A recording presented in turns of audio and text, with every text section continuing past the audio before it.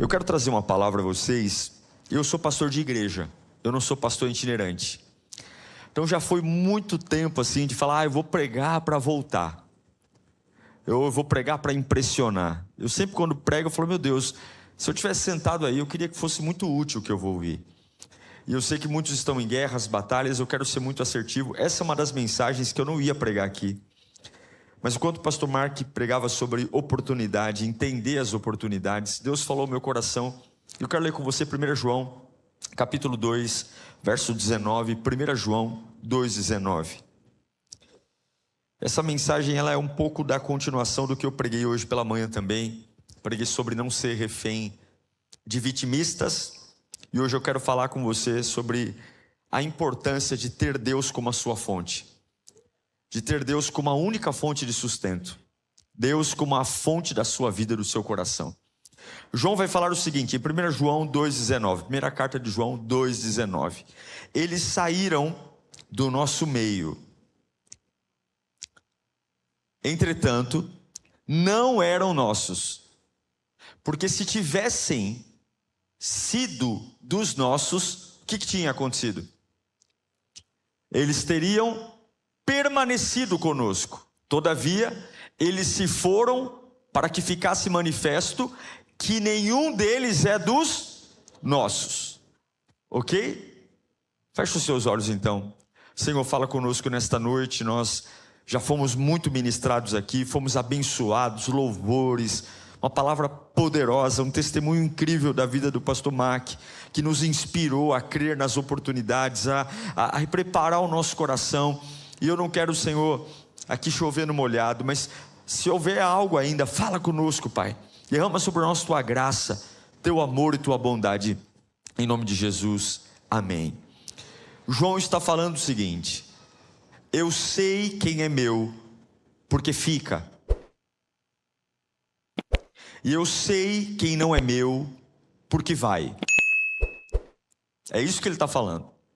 Ele está dizendo, eles saíram do nosso meio, porque na verdade eles não eram nossos. Porque se fossem nossos, eles teriam ficado. Presta atenção numa coisa. Existem pessoas que ao longo da sua vida podem se afastar de você. E quando essas pessoas se afastarem de você, você tem que deixá-las ir.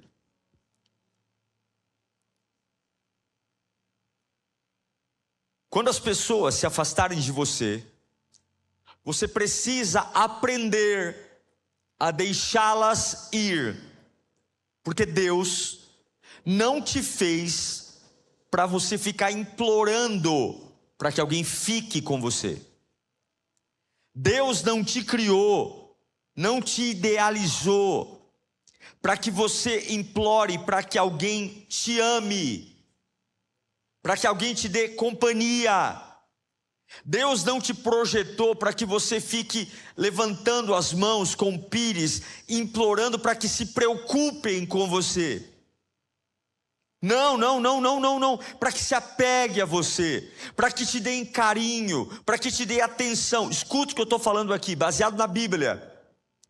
Quando alguém se afastar de você, deixe ir, não insista, desligue o telefone, não atenda mais o seu coração, e não importa quão maravilhosos tenham sido os anos que vocês passaram juntos, não importa quão atraído você esteja por esta pessoa, não importa o quanto talento ou aptidão essa pessoa tenha, não importa o que aconteceu há 20 anos atrás, se ela decidiu ir embora, não atender mais, quando alguém se afastar de você, deixe ir, não insista. Isso não é a minha opinião. Não é a minha opinião. Ah, pastor, o senhor é uma pessoa que... Não é a minha opinião. Eu vou provar para você na Bíblia. Quando alguém se afastar de você, deixe ir. Não insista. Não insista. Seu destino não está amarrado a quem quer ir embora. A bênção e a provisão de Deus não está determinada por quem fica ou por quem vai. O seu destino é alimentado lá de cima. O seu propósito vem de lá. Então João está dizendo, põe de novo 1 João 2,19. Ele está dizendo que eu sei quem é meu, porque fica. 1 João 2,19, põe de novo aqui, por favor. Olha aqui, isso aqui é Bíblia, gente. É Bíblia. Consegue projetar? 1 João 2,19. Olha cá, olha aqui. Leia comigo, para você não falar que sou eu que estou. Vamos ler juntos no 3? 1, 2, 3. Eles saíram do nosso meio, entretanto, não eram dos nossos. Porque se tivessem sido dos nossos, teriam permanecido conosco. Todavia, eles se foram para que ficasse manifesto, para que ficasse claro que nenhum deles é dos nossos. Pessoas se deixam porque não estão mais ligadas a você. E algumas vezes, para manter alguém perto de mim que não quer estar, eu me torno uma pessoa horrível. Porque o preço que você paga para manter alguém que não quer estar do seu lado é se tornar uma pessoa artificial, pegajosa. Uma pessoa que vai anular seus princípios e seus valores para se tornar a pior pessoa que pode ter, que é alguém que vive pisando em ovos. Agora eu vou te falar uma coisa, por mais que você se esforce, se agrade alguém, negocie seus valores, se anule, você jamais vai conseguir fazer alguém ficar, se essa pessoa decidiu ir embora. O nosso grande desafio, como líderes, pastores, é entender que a vida é feita de ciclos. A vida é feita de ciclos. E nós construímos relações de trabalho, relações de amizade, como se as relações humanas fossem como relações celestiais. Porque o meu Deus prometeu para mim, eu estarei contigo todos os dias até a consumação dos séculos. Então eu tenho pessoas na minha vida que eu determinei que elas estarão lá a vida inteira. Só que as pessoas mudam. As pessoas mudam de ideia, as pessoas mudam de opinião, as pessoas mudam de gosto, e mesmo sabendo disso, a gente entrega o nosso coração a elas, mesmo sabendo que as pessoas mudam. Um dia torce para o Atlético, outro dia torce para o Cruzeiro, eu entrego o meu coração para elas. A gente faz a pessoa de fonte. É muito bacana ter alguém que te traga na igreja, que dê uma carona para você. É muito bacana alguém que te apoie no começo da sua fé. É muito bacana ter alguém que pegue na tua mão. Mas você não pode fazer ninguém de fonte, porque as pessoas mudam. Paulo vai falar algo incrível em 1 Coríntios 13, 11. Ele vai dizer o seguinte, apóstolo Paulo, 1 Coríntios 13, 11. Quando eu era menino, eu falava como menino, pensava como menino, raciocinava como menino. Está ali, ó. Quando eu era menino, eu sentia, fala comigo, sentia como menino, pensava como menino, e quando cheguei a ser homem, o que ele fez? Ele desistiu. O que significa? Ele nasceu com uma forma de pensar, sentir e falar de criança. Só que ao longo do tempo a gente vai ficando velho, não vai? Não vem ruga, barba branca, cabelo branco. Só que a gente pensa que o sistema de fala, o sistema de entender e de pensar, do mesmo jeito que eu envelheço sem querer, a gente acha que a gente vai amadurecer sem querer. Mas o que ele fala aqui, ó? Ele teve que fazer o quê? Desistir. Ele deixou. Por quê? Porque o sistema de falar, pensar e entender é diferente do meu corpo, que envelhece de uma forma involuntária. Se eu não desistir de um jeito infantil de falar, pensar e entender, eu posso ser um velho que fala como criança, que pensa como criança e que entende a vida como criança. Porque se Paulo não tivesse desistido, o sistema infantil continuava nele. E eu me pergunto, será que todo o sofrimento que eu tenho na minha vida, será que todas as dores que eu tenho na minha vida, será que não é porque eu tenho um sistema infantil reinando dentro de mim? vendo a vida como criança, entendendo a vida como criança, pensando a vida como criança? Será que eu não estou um marmanjo raciocinando como criança? Porque uma empresa não pode estar na mão de uma criança. O reino de Deus, o coração tem que ser de criança, mas a mente não pode. Será que eu não estou romântico demais? Será que eu não estou sensível demais? E eu vou te falar uma coisa, nem todo mundo que vai embora da tua vida é um vilão. Lá em São Paulo é assim, pastor não sabe perder ovelha. Amaldiçoa, não sei como é em Goiânia e como é aqui em Minas, mas lá é o seguinte, o camarada tem medo de perder a ovelha. Se você sair daqui, você não vai dar certo em lugar nenhum. Se você sair daqui, eu te amaldiçoo. O que é isso? É um refém? Liberdade é você poder dormir com a porta aberta. E você fala assim, tá na minha casa quem escolheu ficar. Quando o pai olha para o filho, na parábola de Lucas 15, do filho pródigo, o filho olha para o pai e fala, pai, eu quero ir embora. Não tem uma conversa, não tem um gabinete, não tem um momento onde o pai fala, o que você quer para ficar? O que você quer? O que eu posso fazer para te agradar? Você quer um quarto novo? Você quer que eu te dê um PlayStation? Você quer ir para a Disney? O filho olha para o pai e fala, eu quero minha parte da herança. O pai não contra-argumenta. O pai fala, tá aqui, pode ir. Porque um dos princípios do amor é o respeito. Nem todo mundo que está indo embora da tua vida está indo embora porque é um vilão. Você lembra de Noemi, Ruth e Orfa? Lembra disso? A Noemi vai com o marido dela, o Elimeleque, para Moabe, porque em Belém tem fome. Lá os 2 filhos dela se casam, e ela vive um período da sua vida lá, só que acontecem tragédias. Os filhos morrem, o Elimeleque morre, e agora a Noemi está velha, ela olha para as noras e fala, eu vou voltar para a minha terra, vocês são moabitas, eu não consigo gerar filho, e ainda que gerasse filhos, até os meninos terem idade para se casar. Então faz o seguinte, fica aqui em Moabe, vocês são jovens, vocês se casam e vão viver a vida de vocês. A Orfa, põe para mim Ruth capítulo 1 verso 14, a Orfa olha para Noemi, para a sogra, ela chora, as duas choram bem alta, Ruth 1,14, olha lá, então de novo choraram em alta voz, só que o que aconteceu? A Orfa, com beijo, o que aconteceu? Se despediu, e a Ruth se apegou. Eu já vi gente pregando, dizendo que a Orfa é endemoniada, que a Orfa está cheia, não, simplesmente o período da história da Orfa na vida da Noemi acabou. Então uma está dizendo, eu te amo, Noemi, mas eu vou ficar. E a Ruth vai dizer, não, eu vou, o teu povo será o meu povo, o teu Deus será o meu Deus, não me peça para que te deixe, não me peça. Por quê? Por que isso? Uma fica e a outra vai. E a Bíblia diz que Noemi lá na frente vai voltar a sorrir. Orfa não era uma pessoa ruim. Significa que a parte dela na história de Noemi acabou. E você tem que saber quando parte de alguma pessoa na sua história também acaba. Tem amizades de faculdade que só duram na faculdade.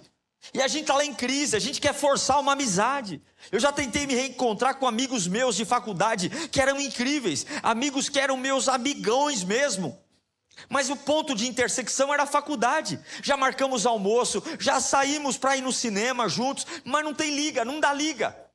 A gente quer conversar, não puxa o assunto, por quê? Porque a nossa amizade era para um ciclo que acabou. Eu vou ficar em depressão agora? Eu vou dizer que a vida é injusta?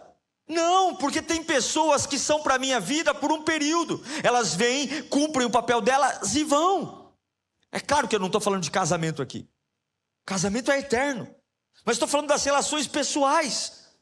Você tem que saber que a sua relação com Deus tem que estar independente de quem fica e de quem vai, irmão. Porque o que eu estou vendo é igrejas onde as pessoas estão chateadas no corredor. Chateadas. Pessoas que estão perdendo o fogo do Espírito Santo. Líderes que estão perdendo a paixão. Pessoas que estão fazendo reuniões doentes. Porque aqui marca uma reunião com 20, vem 10. E ao invés de eu valorizar os 10 que vieram, eu arrebento. os 10 que vieram falando dos 10 que não vieram. Celebre quem está com você. Celebre quem escolheu estar com você. Celebre quem anda com você. Celebre quem escolheu e não amaldiçoe quem vai. Não amaldiçoe quem está indo. Não amaldiçoe, abençoe. Quando vier um urubu, porque tem gente que adora uma carniça.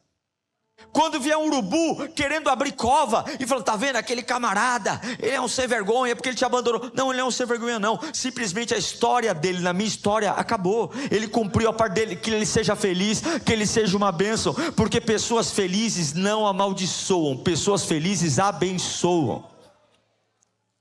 Aprenda que uma coisa, gente, é o que você sente. Eu sinto tristeza, eu sinto raiva, mas Deus nunca mandou você conciliar o que sente com o que tem que fazer. Deus nunca falou, quando você sentir, você me adora. Deus disse, adore. Quando você sentir, você me louve. Louve, porque servir a Deus não é arrepio no braço. Servir a Deus não é frio na barriga. Servir a Deus não é adrenalina. Servir a Deus é obediência. E a minha relação com Deus tem que estar acima da minha relação com as pessoas. Não é que eu não ame-as, mas pessoas mudam. O que Paulo fala em Romanos 12:1? Rogo-vos, pois, irmãos, que apresenteis o vosso corpo como sacrifício vivo, santo e agradável a Deus, porque isso é o vosso culto racional.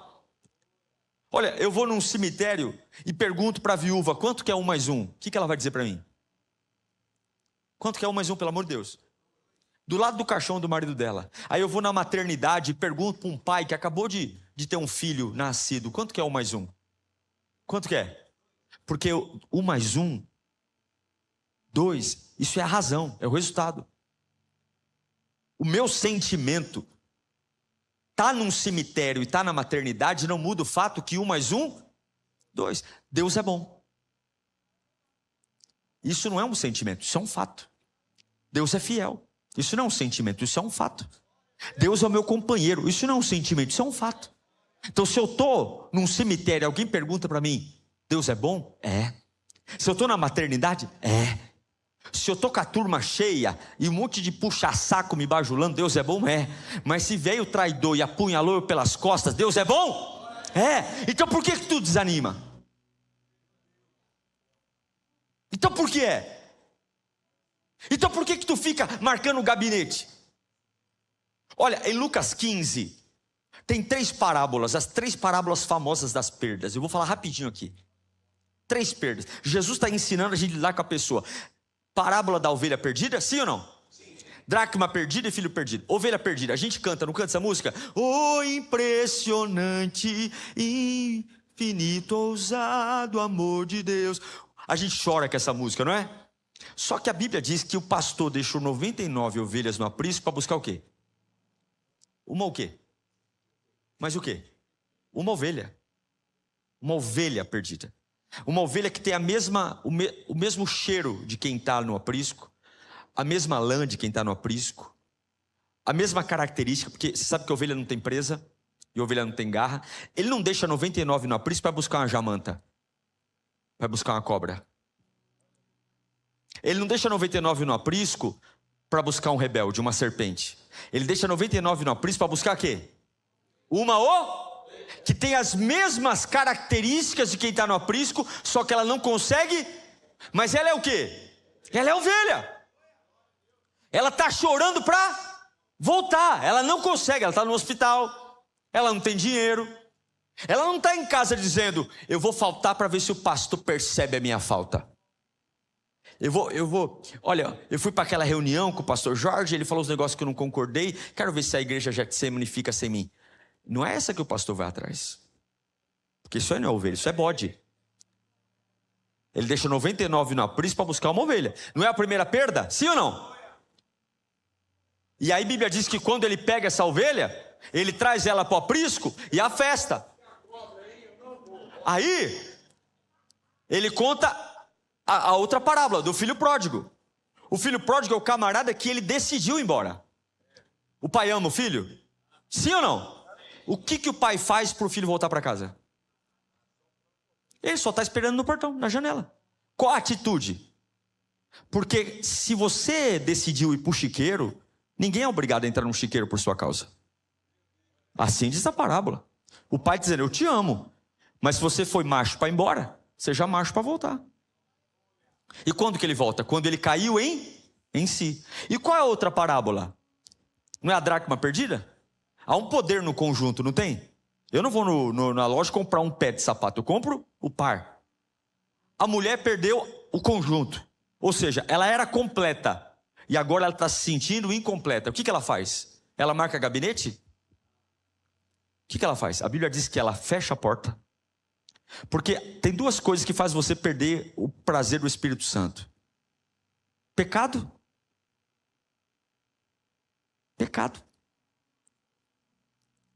E poluição na sua cabeça, de pensamento.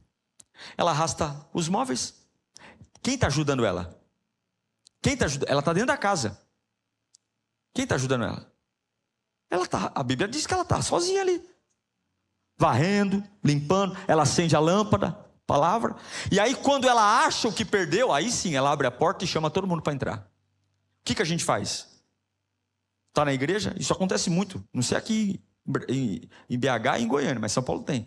O camarada, ele perdeu o conjunto, ele fica na igreja: pastor, não sei o que está acontecendo, a igreja não é mais a mesma, a palavra perdeu poder. Aí o pastor, que é inseguro muitas vezes, põe no gabinete uma pessoa que perdeu a sua dracma, e ele começa a falar: será que eu estou pregando bem mesmo? Será que realmente o louvor está bom? Será que a igreja é poderosa mesmo? Quando na verdade o camarada perdeu o conjunto por pecado dele, e ele quer transferir a responsabilidade. Jesus está dizendo: se você perdeu a dracma, se vira nos 30, bonitão. Não vai encher o saco de ninguém. Fecha a porta da tua casa e vai varrer, porque tira o pecado, que você volta a receber o Espírito Santo. Volta a acender a lâmpada, que você volta a cair no mistério, virar foguetinho de Deus. Sabe qual é o problema? A gente trata filho pródigo como ovelha perdida. A gente trata a ovelha perdida como dracma perdida. E vira um rebosteio. Nós precisamos aprender a ter uma cabeça mais racional.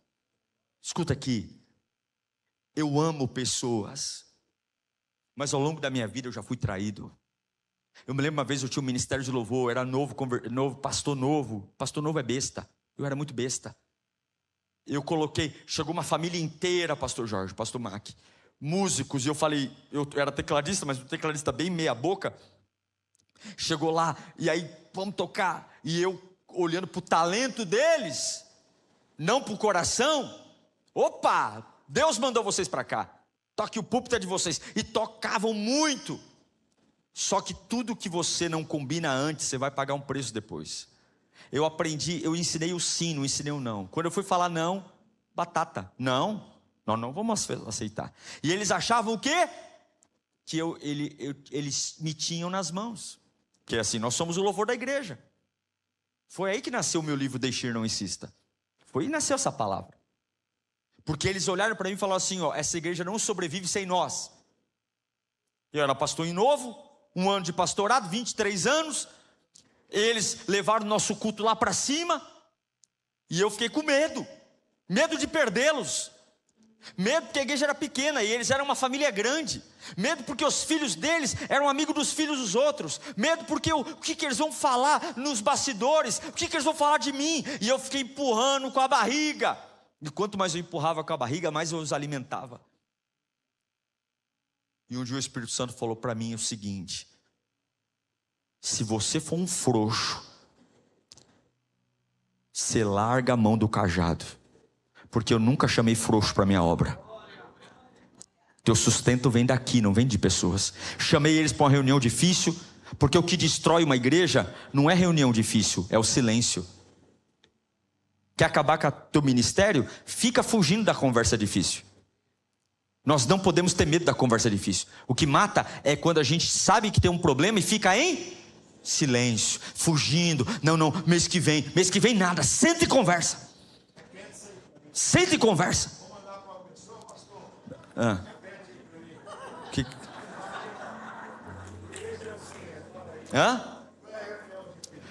O que quebra uma igreja não é conversa difícil. O que quebra uma igreja é o silêncio. é quando você empurra com a barriga aquilo que você deveria sentar e pôr o dedo na ferida, mas fica ignorando, fingindo que nada está acontecendo, para manter a aparência. Todo mundo se beijando no culto e se arrebentando nos bastidores. Todo mundo dizendo: somos irmão, irmão, e pelas costas um matando o outro, um destruindo o outro. Não tenha medo de ter conversa difícil. A verdade sara. E eu tive uma conversa difícil com eles. E sabe por que a gente foge da conversa difícil? Porque a gente já sabe como ela vai terminar. Porque o rebelde se revela. Eu sabia que ia ser um negócio terrível na igreja. Sentei com eles, batata, saíram me xingando, me difamando, um monte de coisa. E aí com medo, aí eu fui para casa, posição fetal, o que vai ser de mim? Minha esposa já falou: tua tristeza tem que durar 10 minutos no máximo, porque não dá tempo. Tem uma mulher que tem a coragem de falar a verdade para você. Voltei para o teclado, minha esposa canta. Foi a coisa mais linda do mundo. Perdemos o ministério de louvor inteiro e ganhamos paz. Perdemos o ministério de louvor inteiro e ganhamos alegria. A igreja perdeu musicalmente, mas perdeu na alegria, na velocidade, na paz. E sabe o que aconteceu? Até hoje eu aprendi que eu não morro de saudade de ninguém. Eu morro longe do propósito de Deus. Você não morre de saudade de homem, você morre quando se afasta do amor de Deus. Você não morre de amor, você morre longe de Deus. Você não morre por dependência humana, não morre. Não confie nas suas emoções, elas mentem. Porque um dia que a obra de Deus depender de uma pessoa, fecha, abre uma padaria, abre um açougue, porque isso não é igreja. Igreja não depende de homem, igreja depende de Deus. Pastores, líderes frouxos, que não tem coragem de revelar o que Deus plantou no coração. Relacione-se com as pessoas, ame as pessoas, mas jamais espere que alguém permaneça para sempre. Jamais espere. Invista em pessoas, mas esteja pronto que a falha delas é algo que vai acontecer. Porque o único que vai permanecer para sempre, quem é? É Jesus. Eu repito, pessoas importantes vão e vêm, e está tudo bem, desde que a presença fique. Eu não sou frio, gente. Vocês veem pregando assim, alguns falam: nosso pastor é um general. Não sou, eu sou amoroso. Eu sou como o pastor Jorge, pastor Mike, eu fico na porta. Uma hora antes do culto eu estou na porta, eu beijo, eu abraço. Só que eu não sou besta. Eu sei para quem eu trabalho. Eu sei quem põe o pão na minha mesa. Eu sei quem cura as minhas feridas. E por isso que eu digo para você: quando alguém se afastar de você, deixe ir. Você tem que saber quando alguma coisa morreu. Eu não vou ter tempo de ler, mas eu me lembro de Davi, quando Natan aponta o dedo na cara dele e fala assim: ó, esse filho que está no ventre de Betseba vai morrer. Davi tira a coroa, põe pano de saco, deita no chão. 7 dias, a criança nasce e nasce doente, mas está viva. 7 dias, Davi vai para o chão, ele não come, ele não bebe, ele não vai para o trono, porque ele quer mudar a vontade de Deus. Mas tem coisa que Deus não vai consertar, porque ele não quer. E o teu jejum não manda em Deus. A tua oração não, você pode pedir, pede o quando quiser, mas você não dá ordem, meu irmão. Deus não é tua secretária e Deus não é teu garoto de recado. Deus é Deus. E tem coisa que ele não vai consertar, não é porque você não orou direito, é porque ele não quer. Então Davi orou, passou 7 dias, a criança morreu. Aí os servos estão cochichando no canto, dizendo: ih rapaz, o menino morreu. Se enquanto o menino estava doente e vivo, o rei não comia, não bebia, não tomava banho, não ia para o trono, agora que o menino morreu, ele vai fazer uma loucura, está na tua Bíblia. Aí o Davi ouve os servos cochichando, vai lá e pergunta: o que aconteceu? O menino morreu? Morreu, Senhor, sinto muito. Acho que passou pela cabeça dos servos, agora ele vai pular da sacada, agora ele vai se matar. Davi olhou e falou assim: prepara o meu banho, traz minha coroa de volta, manda fazer comida, prepara a comida. 7 dias que eu não como, vou me arrumar, eu vou para o templo e vou voltar para o trono. Aí os servos ficam em parafuso, dizendo: ô Senhor, peraí, se enquanto o menino estava doente e vivo, o Senhor não comeu, o Senhor não bebeu, o Senhor não tomou banho, eu estou falando para o Senhor que o menino morreu, e o Senhor quer tomar banho, quer se vestir, quer se perfumar, quer lavar o rosto. Sabe o que Davi responde? Enquanto o menino estava vivo e doente, eu tinha o porquê falar disso. Deus fechou o assunto, eu também estou fechando. Se Deus encerrou, é minha obrigação encerrar. Não tem por que falar disso. Não tem por que segurar o cheiro da morte, se Deus não vai ressuscitar. Não tem por que derramar uma lágrima de uma coisa que Deus sepultou. Prepara meu banho, eu vou me perfumar. E não é porque não está doendo, é meu filho, eu amo ele, eu vou sepultá-lo. Mas antes de ir para o túmulo, eu vou voltar para o trono, eu vou voltar para o templo, para mostrar para o meu Deus que a minha devoção a Ele é maior que a minha emoção. A minha devoção a Ele é maior que o meu luto. A minha devoção a Ele é maior que a minha perda. A minha devoção a Ele é maior que a facada que eu tomei nas costas. E eu pergunto para você: quando você sepulta o que você ama, você lava o rosto e vai voltar. Porque o próximo filho do ventre de Betseba, quem foi? Foi Salomão. Deus não negou a bênção, Deus só falou: sepulta esse. Será que não é hora de você lavar o rosto e voltar a tentar? Deus não impediu de Davi ter mais filhos. E Deus não amaldiçoou o ventre de Betseba. Lá veio Salomão. E foi exatamente de Salomão que veio a herança do trono. Deus não está te amaldiçoando. Deus está dizendo: esse capítulo eu não quero mais. E você tem que saber quando acabou. Você tem que saber. Você tem que saber. Como é difícil, gente. Mas o tempo é precioso. E eu quero te dizer que nada acontece por acaso. Olha, se você não tem muito noção, ai pastor, foi um acidente. Olha, se você não tem explicação, coloca uma coisa na sua alma: não existem acasos. Aceita como vontade de Deus. Mas volta, lava o rosto, passa perfume, se arruma. Eu quero que você pense, estou encerrando, em todas as fases difíceis da sua vida. Eu já fui traído, eu fico tentando imaginar o pastor Jorge. Quantos anos de pastorado, pastor? Quantas punhaladas esse homem já deve ter tomado nas costas? Quantas? Mas por que a gente não sobe para o altar feliz? Porque a fonte não para de jorrar. A fonte não para de jorrar. Olha, eu já tive pessoas que falaram: pastor, só conta comigo, eu estou aqui. E depois o camarada está na rede social falando bobagem. Pessoas importantes vão e vêm. Eu não estou querendo dizer para você ser um ogro, mas é ser como Paulo, Filipenses 4,12. Como é que um camarada fala isso?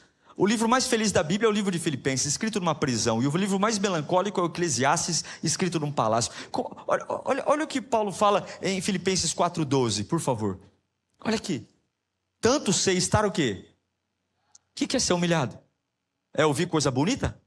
Não. É ouvir desaforo. Eu sei estar humilhado e também ser honrado.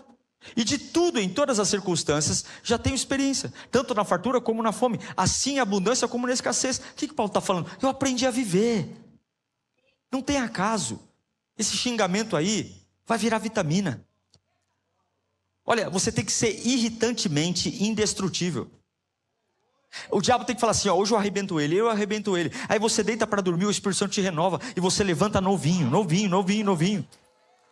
Porque o inferno não vai abortar o sonho que Deus tem para você. Não vai. Eu me lembro de Rispa em 2 Samuel 20. Os gibeonitas matam os 3 filhos de Rispa, que são filhos de Saul. A Rispa, ela não quer sepultar o filho, pastor. 3 meses, ela deita o corpo dos filhos na pedra, os meninos apodrecendo. 3 meses, você morreu hoje, daqui 2 horas tu está fedendo. Você imagina 3 meses. Essa mulher enxotando urubu, corvo. Ela estava implementando um sistema de morte. dando continuidade àquilo que tinha que acabar. E hoje, Deus me trouxe de São Paulo para cá, para dizer que o céu está te dando uma ordem. Acabe com os sistemas de morte. Acabe. As promessas de Deus na sua vida precisam que você feche esse ciclo. Porque Deus não vai colocar pano novo em vestido velho. Ele não vai pôr vinho novo em odre velho. Eu me lembro de Abraão. Põe para mim o Gênesis 13, 14. Olha aqui para mim. E aqui eu encerro. Gênesis 13, 14. 3, 14. É isso? 13, 14. Leia comigo no 3, para você acordar aí. 1, 2, 3. Só até aí. Disse o Senhor a Abraão. Quando que ele disse? Depois. Depois que aconteceu o quê? E por que Deus não disse antes? Por que o texto diz, e isso aqui é importante, que Deus só falou com Abraão depois que o Ló foi embora? Por que Deus não falou antes? Por que ele não falou antes? Porque o Ló estava lá. Está ali. Depois, o texto é claro. Disse o Senhor a Abraão depois que o Ló se separou dele. Por quê? Porque quando as pessoas erradas saem da nossa vida, as coisas certas começam a acontecer, meu Deus do céu. E o que Deus fala para Abraão? O que Deus fala? Põe para mim o 14. Olha lá. Olha lá. E disse o Senhor, depois que Ló disse, volta para o 14, só para mim finalizar o texto. Olha lá. Erga os olhos desde onde estás, para o norte, para o sul, para o oriente, para o ocidente. Põe o 15. Porque toda essa terra que vês é uma promessa, vai até o 17. Mas toda essa promessa de avivamento aconteceu depois do quê?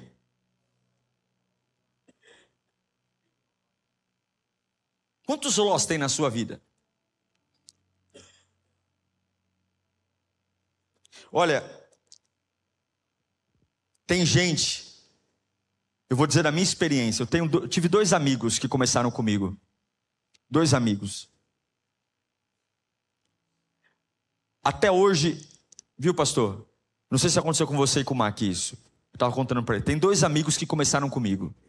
Eram meus amigos mesmo. Fiéis escudeiros. Só que eles não aguentavam o ritmo.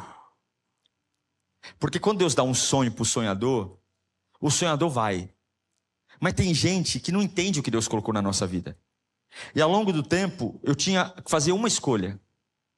Uma em duas. Ou eu me desacelerava para eles me acompanharem,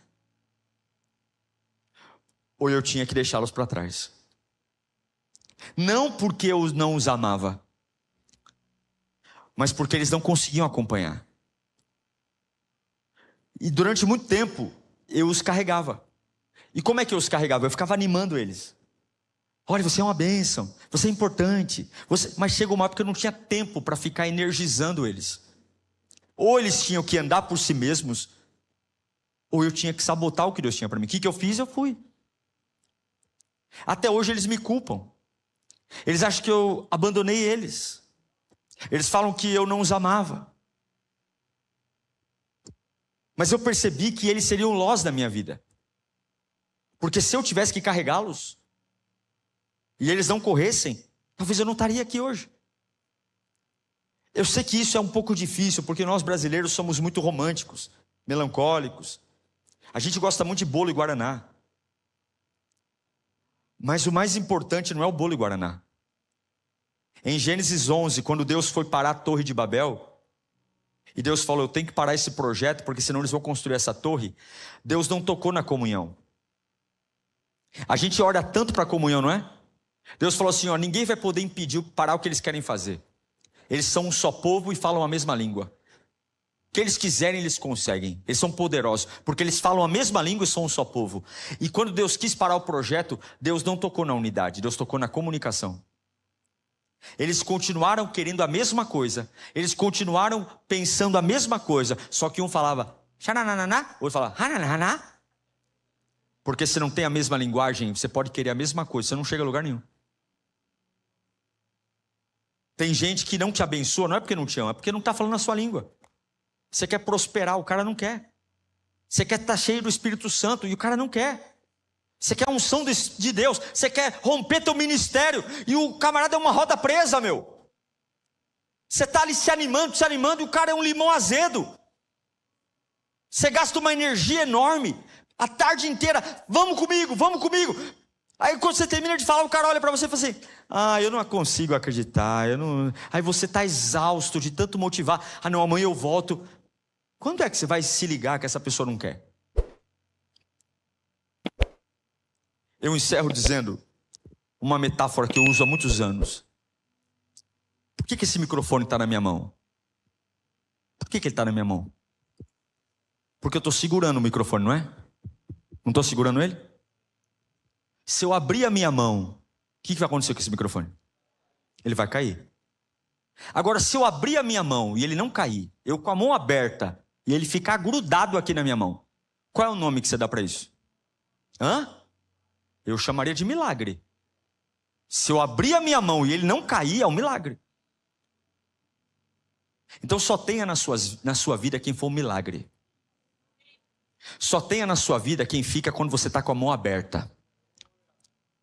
Só tenha na sua vida quem fica não porque você segura, mas quando alguém olhar e falar assim, olha, essa amizade é um milagre. Esse namoro é um milagre. Esse ministério é um milagre. Só tenha na sua vida quem fica quando você está com as mãos abertas. Eu quero poder orar para você. Fica